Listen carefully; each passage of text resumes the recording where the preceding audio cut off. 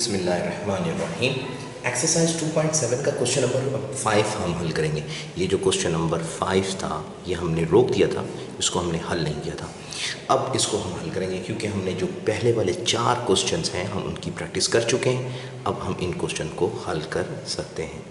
तो यहाँ पर देखिएगा कि क्वेश्चन नंबर 5। अच्छा,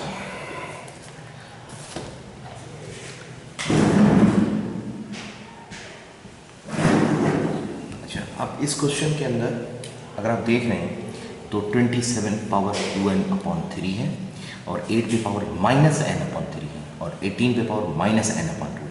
तो मैंने आपको बताया था कि अगर नेगेटिव पावर हो ऊपर तो नीचे ले आएंगे तो पॉजिटिव हो जाएगा, और अगर नेगेटिव नीचे है तो ऊपर ले जाने से उसका पावर जो है वो पॉजिटिव हो जाएगा। तो हम यहाँ पर भी ऐसे ही करेंगे। अच्छा, कुछ स्टूडेंट कहते हैं अगर हम ऐसा ना करें और ऐसे ही डायरेक्ट पावर में कन्वर्ट करके हल करते हैं तो क्या होगा? कुछ नहीं होगा, जवाब वही आएगा, गलत नहीं होगा, लेकिन आखिर में आकर फिर हमारे पास नेगेटिव आंसर आएंगे और उनको पॉजिटिव करने के लिए फिर आखिर में हमें इंटरचेंज करना पड़ेगा। तो अच्छा है कि हम शुरू में इंटरचेंज करें नेगेटिव पावर्स को, और अगर नहीं करेंगे तो गलत नहीं होगा मैथमेटिकली, आखिर में हमें फिर इंटरचेंज करना पड़ेगा। अब ये जो पावर में सवाल है 2n/3, तो बेस को भी पावर में कन्वर्ट करना पड़ेगा। ये हमेशा मैंने कहा है कि अगर पावर में सवाल आएगा तो बेस को क्या करेंगे, पावर में कन्वर्ट करेंगे। तो ये 27 पावर में कन्वर्ट होगा तो कैसे होगा, 3/3। हम जानते हैं 3/3 27 होता है, और ये 2n/3 ये इसका पावर, ये वाला पावर आ गया। उसके बाद हम ये जो 18 नीचे लिखा हुआ है इसको हम ऊपर ले जाएंगे तो इसका पावर ऊपर जाकर ये नेगेटिव -n/2 पॉजिटिव n/2 हो जाएगा, और होल अपॉन, इसको होल अपॉन पढ़ते हैं। और ये जो 8 है नेगेटिव था ऊपर, इसको हम नीचे लेकर आए तो इसका पावर पॉजिटिव हो गया है n/3। ठीक है, अब जब हमारे पास ये सवाल आ गया है तो अब हम क्या है कि पावर पे पावर क्या होता है, मल्टीप्लाई, क्योंकि हम इसको पावर में कन्वर्ट कर चुके हैं। तो हम क्या करेंगे, 3 पे पावर 3 है और ये मल्टीप्लाई बाय 2n/3 आ जाएगा। ये 3 से कैंसिल भी हो जाएगा। उसके बाद मल्टीप्लाई लिखेंगे, 18 को पावर में कन्वर्ट करेंगे तो ये आएगा 2 × 3 स्क्वायर, फैक्टराइज करेंगे तो ये आएगा। ठीक है, फैक्टराइज करके आप देखें तो ये आएगा। उसके बाद n/2, ठीक, और नीचे वाली रकम जो है होल अपॉन में 8 है, उसको पावर में कन्वर्ट करेंगे तो 2/3 आ जाएगा, और 2/3 के ऊपर पावर है n/3। ठीक है, अब पावर पे पावर क्या होता है, मल्टीप्लाई होता है, होल पावर सब पर आता है। यहाँ पर ये पावर पावर कट गया है तो हमारे पास यहाँ लिखेंगे 3 और होल पावर इसके ऊपर, इस पे पावर बचा है 2n। उसके बाद मल्टीप्लाई, ये होल पावर जो है इस पर भी आएगा, इस पर भी आएगा। तो हम क्या करेंगे, 2 पे पावर n/2 और 3 पे स्क्वायर पे पावर n/2, ये आ जाएगा।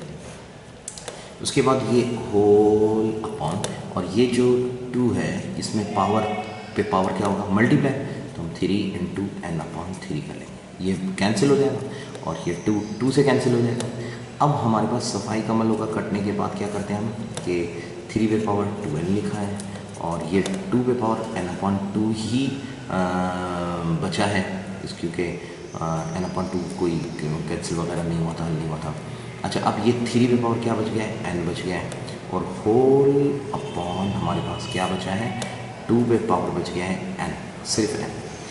अच्छा, अब हम क्या करेंगे, अब जो हमारा नेक्स्ट स्टेप है वो ये है कि जब हमें इस तरह की सिचुएशन आ जाए तो ऊपर वाले जो न्यूमरेटर्स हैं उनमें देखें बेस सेम जो है उनको आपस में मल्टीप्लाई करेंगे। बेस सेम के पावर मल्टीप्लाई में क्या होता है, ऐड होते हैं। Power of same base will be add, चौथा जो रूल है मेरा, rule of multiplication of power of same base will be add, तो इनके पावर क्या हो जाएंगे, ऐड हो जाएंगे। तो हम ऐड करवाएंगे तो 3 पे पावर क्या है 2n, और ये प्लस का n, ये मल्टीप्लाई में इनके पावर क्या हो जाएंगे, ऐड हो जाएंगे।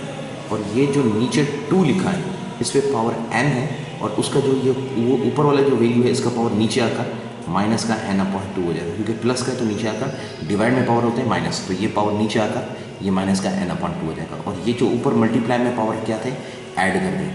अब ये जो एडिशन है 2n और n, तो वैसे ही तरीके से कि बेस और पावर सेम है, rule of addition of algebra करके देखें आप, लेकिन दोनों की बेस सेम है, पावर सेम है, तो आंसर क्वेश्चन हल हो जाएगा। और ये 3 पे पावर क्या आ जाएगा 2n, और फिर इनके कोफिशिएंट डील करेंगे, 2 और इसका कोफिशिएंट नहीं लिखा तो 1 है, तो 2n और ये n प्लस होकर ये हो जाएगा 3n। और उसके बाद ये 2 और ये जो रकम है इसमें इसका जो पावर है 2 के ऊपर पावर ये वाला, इसको हम फ्रैक्शन है, और फ्रैक्शन में प्लस माइनस में क्या होता है, एलसीएम लेते हैं। तो हम जो इसका एलसीएम लेंगे वो इस तरीके से लेंगे। यहाँ पर आप देखें इसको एलसीएम कैसे लेंगे, कि हम लिखेंगे यहाँ पर 2n, ठीक है, 2n और 2n नहीं है, n है, n minus N upon two है, ठीक है। तो अब इसका एलसीएम कैसे लेंगे, इसके अपॉन में 1 है, इसके अपॉन में 2 है, तो 1 और 2 का एलसीएम 2 आ जाएगा। 1 का टेबल इस 2 पे कितनी दफ़ा जाएगा, 2 टाइम्स आएगा, तो हम 2 को ऊपर वाली रकम से मल्टीप्लाई करेंगे तो 2n आ जाएगा, माइनस 2 का टेबल इस पर 1 टाइम जाएगा, 1 को n से मल्टीप्लाई करेंगे n आ जाएगा, तो 2n में से n जब हम माइनस करवाएंगे तो हमारे पास बचेगा n अपॉन 2। तो ये हमारे पास इसका आंसर आ गया n अपॉन 2। और अब ये मजीद सॉल्व नहीं होता, बेस सेम नहीं है, इनके पावर डिवाइड में माइनस नहीं हो सकते, इस तरह से ये हमारे पास इसका आंसर आ गया, ठीक है, ये इसका आंसर आ गया। तो यहाँ पर ये जो फ्रैक्शन मैंने की है इसको देख लें, और इस तरीके से इसका क्वेश्चन नंबर 5 हल होगा। अब ये सिर्फ क्वेश्चन नंबर 5 आपने हल करना है 2.7 का। पहले इस 2.5 को, क्वेश्चन नंबर 5 को हल करें, अच्छे से प्रैक्टिस करें, फिर उसके बाद आपने जो बाकी सवाल हैं उसको हल करेंगे। Question number 6, question number 7, question number 8 और 9, ये 4 जो सवाल, नेक्स्ट 4 जो 4 क्वेश्चन हैं 6, 7, 8, 9, ये सारे सेम लॉजिक के हैं, तो इनको अलग तरीके से हम समझाएंगे। पहले इस क्वेश्चन नंबर 5 को हल करें, ओके।